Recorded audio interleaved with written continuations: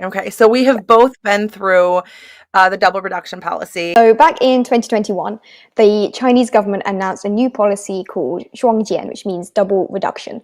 And it was basically aimed at the education industry, not just online education industry in general, to try and regulate things a bit better. There were a lot of problems. I'm not going to deny there were a lot of issues with the setup of private education companies in China at the time. But as a result of that, a lot of the online ESL companies, like VIP Kid, Dada ABC, Powfish, both Gina and I talked with Powfish previously, loads of those companies, the big Wales names, a lot of them English, got that was a shut big one. down. Wales English, that was a big one. Yeah. I believe they shut down literally overnight. People woke up the next morning to find their schedules emptied, students gone.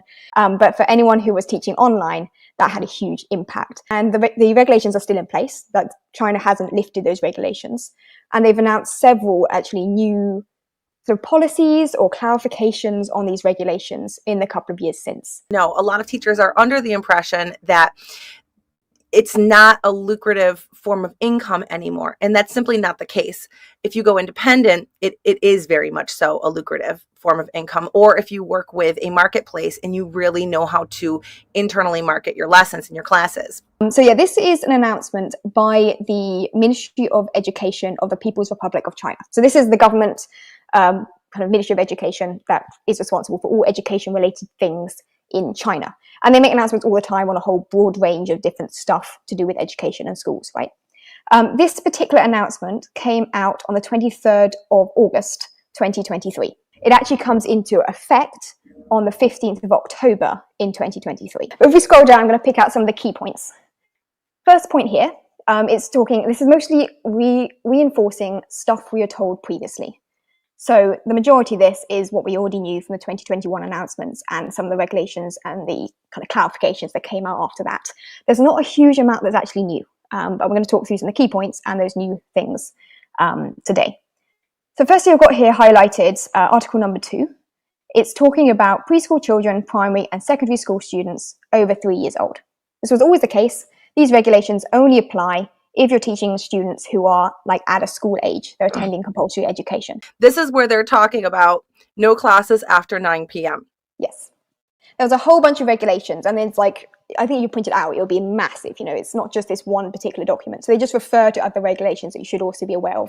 Like there was a rule about no classes after 9 p.m. It's not actually just classes. There's also no online gaming, no social media, nothing for kids, like screen time wise, after 9 p.m. That was a regulation that came out before the double reduction, actually. And like maybe 6 to 9 months before double reduction came into effect, they changed this, and it changed how all the companies have to do things.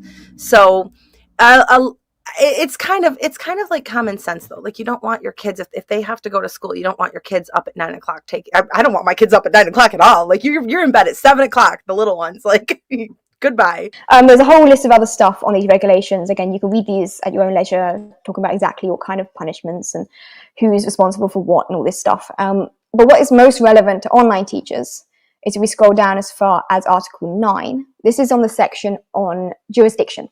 So who does this law apply to? And who should take responsibility for enforcing the law? Right, because in China, I don't know much about America, but I think it's a similar idea to America where you have states that enforce stuff and then you have stuff at a government level, right? The UK is a bit simpler, perhaps, in terms of these things. But in China, regulations can be enforced at a local level. They can be enforced at the level of the whole province, or they can be enforced at a national level, right? Depending on the severity and where things are taking place. So there's a whole series of sections in these regulations that addresses that. Who is responsible for actually checking and enforcing these regulations? Most of it is all about in-person programs.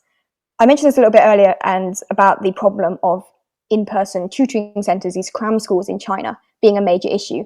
And that's, to be honest, the main focus of these regulations. So articles, I think 3 or something through to 8, these ones are all talking about in-person programs. 6. All of this section is about in-person programs. That's their main focus.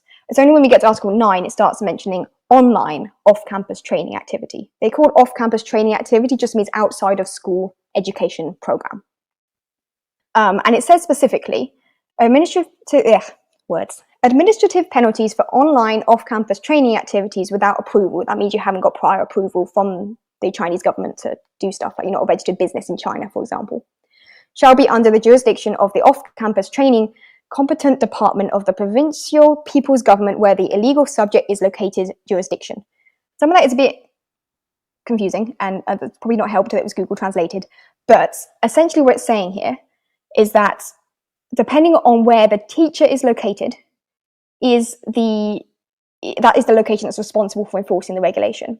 My interpretation of this, again, this is not official legal advice, but from what I can tell from this, if you're a teacher in China, let's say you live in Shanghai, and you're teaching a student in Beijing online, then it's a responsibility of the Shanghai government to enforce these regulations and to punish you for breaking the law. If you're not located in China, you're located in New York, and your student is in Beijing, then according to what it says here, it's the responsibility of New York to enforce these regulations. But these regulations don't even apply in America. This is Chinese regulations. I think this is where we hit the issue of what is the legal jurisdiction. Like if you're outside of China, do you have to follow the Chinese laws? And it's interesting they haven't really made any direct mention of online teachers, any provision for the situation of a teacher who is outside of China. They've only reconsidered the situation of businesses and independent teachers who are located within China. It says off-campus training institutions.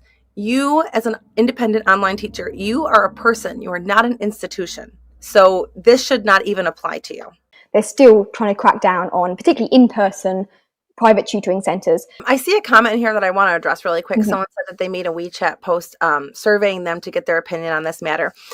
That's fine. That's fine if you do that. But I do want to warn you, don't take what they say as word, because what happens is these parents get, and I've seen this happen so many times, and it ended up being like nothing happened, but the parents will get together and they have just like you're having your own massive panic over here on Facebook, they have the same thing going on WeChat. And what they're saying is not anything having to do with the law. They don't understand the politics anymore, most of the time, anymore that we understand the politics in America. It's kind of like that, right? Like you're getting an opinion on a political matter. It's important to take perspective, and most of these regulations, everything we looked at so far is just reinstating what we already knew. This is the same as what was announced in 2021 so far. There's a few minor things I'm going to point out as we go through, but most of this is no major change. They're not going after independent online teachers who are located outside of China. This is not their goal. No need to stir up panic. But let's have a look at the regulations. Let's properly understand them, because that is your responsibility. One key thing I picked out here was that they're also particularly targeting teachers who are school teachers. This was another one of the regulations that came out before Shuangjian, before the double reduction policy.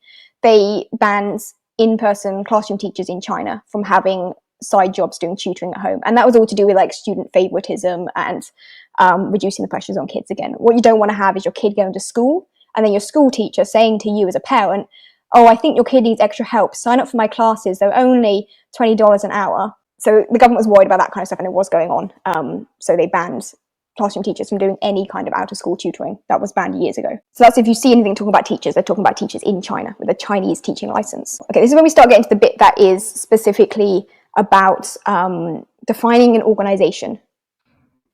So it talks here about an unauthorized off-campus training institution and how that's defined. Now, an authorized one is one that's been given permission, right? If they've been given permission to do online training, then no worries, they've got the right permissions in place. That basically applied to a few not-for-profit organizations and government-run organizations. There were some exceptions and whatever. But unauthorized means you haven't got official authorization from the government, you're not registered in China, and you haven't had permission, right? How is this defined?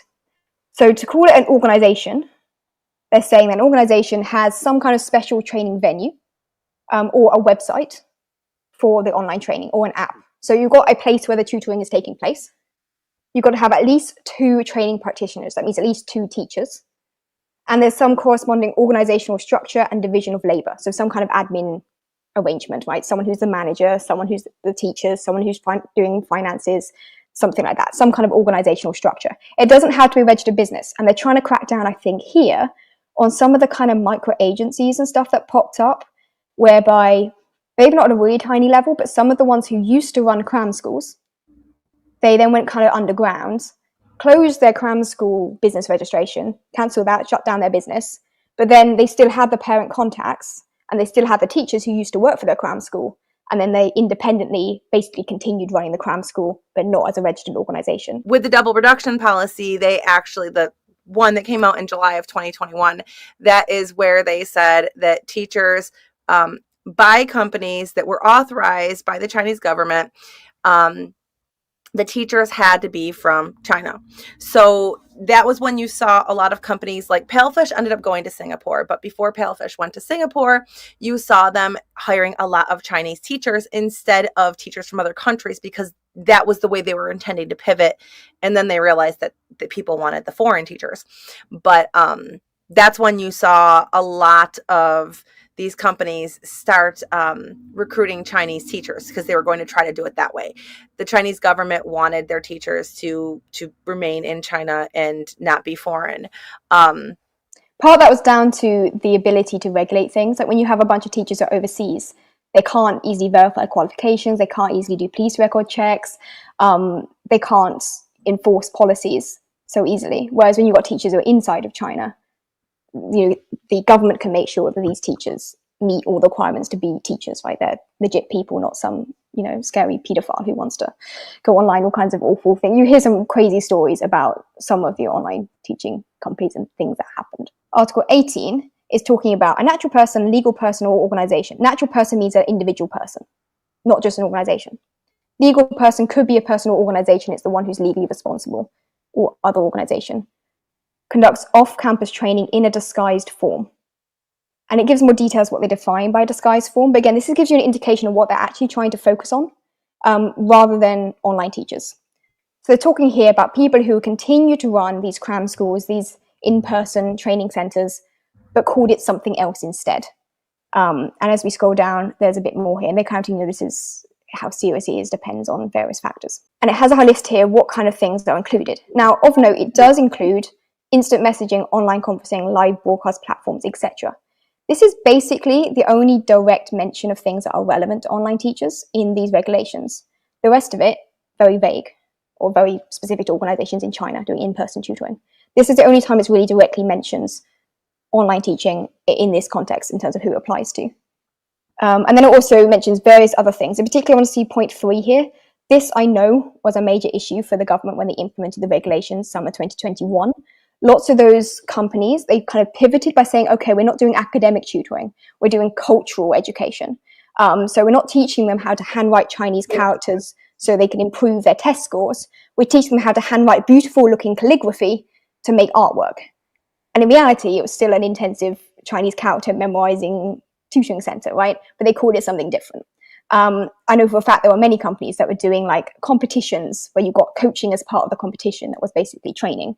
There were live-in teacher programs, study tour programs that were still intensive education focus. That's what they were focusing in on, point number 3 here.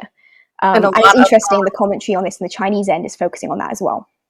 A lot of ESL schools, they also made the pivot where instead of teaching ESL, they were teaching an art class. Yes. But the art class was actually an English class. They just kind of disguised it. I know some companies that did this. I'm not sure if you guys saw them, but I saw them. Paid online teaching through any of these platforms is potentially under these regulations.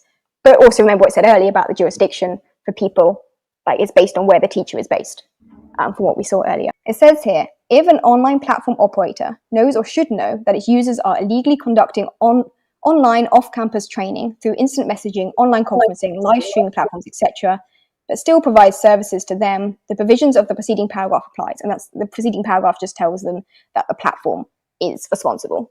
So essentially they're saying, if you're teaching on a Chinese teaching platform like Classin, it's the responsibility of Classin to make sure that anyone teaching on Classin is compliant with the regulations.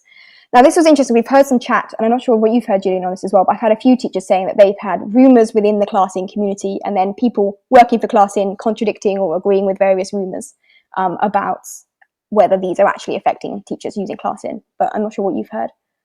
I've heard, we actually have somebody in the chat talking about Classin too, that Classin made, I think, was it an official announcement Classin sent out a notification today saying that this does not affect them. The thing with Classin is going to be different than if you're using Zoom or, sorry if you're hearing my beeping, sorry. Classin is going to be a little bit different if you're using Classin than if you're using like Koala Go or Zoom or, a lot of the other ones. And the reason for that is Classin is actually a Chinese company. It is owned and it is funded by Tencent, which is Chinese, and other Chinese investors. So because of that, if anybody's going to have if any teaching platform is going to have any implications, you would see it on Classin first. If Classin is sending out a notification saying that doesn't affect them, then you can rest assured it's not going to affect your other classes, because it would affect Classin more and before it would affect if you're teaching on Zoom or if you're teaching on Koala or if you're teaching anywhere else, simply because they are located in Beijing. So I think Classin would either not do anything, or they would ban everyone who's not like a registered organization. Because if you're a registered organization in China, you've gone through some approval process, like your university, for example, then these things don't apply. But then they will lose a relatively large chunk of their business, an expanding part of their business. Or they're going to have to go through some kind of process where they're manually checking everyone. Make sure you've got a backup option just in case Classin does go down the route of just banning everyone who's not a registered Chinese university. Yeah, there's plenty of other options, and I think if you want to avoid issues with Zoom or with any of the Chinese platforms, have a backup option that is not one of those, like Super Teacher, like Koala Go. I know those work fine. So pick another option. I'd also say as well, it's interesting here that they're holding the platforms responsible. So they're saying here they're not planning on going after individual teachers. They're going to go after the platforms that are facilitating the online classes. And this comes down to, again, as we already mentioned, the regulations aren't even targeting overseas teachers anyway. But imagine you're an online teacher based within China and you're using Classin or something. It's very difficult for the Chinese government to go after one individual teacher. It's much easier for them to just fine Classin, and then it's Classin's responsibility to decide whether or not to ban those teachers and to actually get on with it. So they're putting the onus on the platforms to take that responsibility to sort of check whether people are following the regulations. At the end of the day, what it comes down to is this going to affect you? Probably not. Do Katie and I know everything, and are we always right? No, it could affect you. Should you be prepared for, running your own businesses? Absolutely. Whether or not this is going to affect you, you should definitely take it into your own hands. If you're doing this as a side job and this is okay, I just teach a couple hours a week and I'm not this is just extra income and I don't really care about it, it's just something I do for fun, then don't learn marketing skills. But if you're hey, this is my business, this is my livelihood, then you need to be treating it like your livelihood. Treat it like a business owner and be serious about it. Learn the strategies to grow your own independent business. You do not want to keep this in the hands. Look at all those teachers that were making $10,000 a month on VIP Kid. Okay. Yeah. And then overnight, it's boom, all of their classes were gone. Nobody thought this was going to affect VIP Kid. VIP Kid is still in existence. I called that, by the way. It happened exactly as I called it. I said VIP Kid is not going to go out of business, but it's going to affect you. And now you have people that are teaching VIP Kid Global, and they've gone 2 years with no classes or limited classes. Just now we're hearing that their classes are starting to increase, and VIP Kid knows how to market. They know how to market their classes. But they had to make a huge pivot because they were no longer marketing in the Chinese marketplace. They had to be okay, well, we got to take it somewhere else. So at the end of the day, this comes down to taking it into your own hands. As Gillian says, you want to be responsible for your business, learn strategies you need to be successful with your business, and take control in your own hands. If it's a side hobby for you, fine. It's totally fine to have it as a side income, a little bit extra on the side alongside your classroom teaching or alongside being a full-time mum or whatever else is you do. Fair enough. But if you want your business to grow, you have to develop the skills yourself. Overall, there is no huge change, okay? Please do not go out and panic. There are no massive changes here that are different to what we saw in the original 2021 regulations and some of the clarifications that have been issued since. They're just clarifying the regulations. They're trying to put in place procedures for who's responsible for various things, so admin type stuff. But the actual regulations themselves, no major change.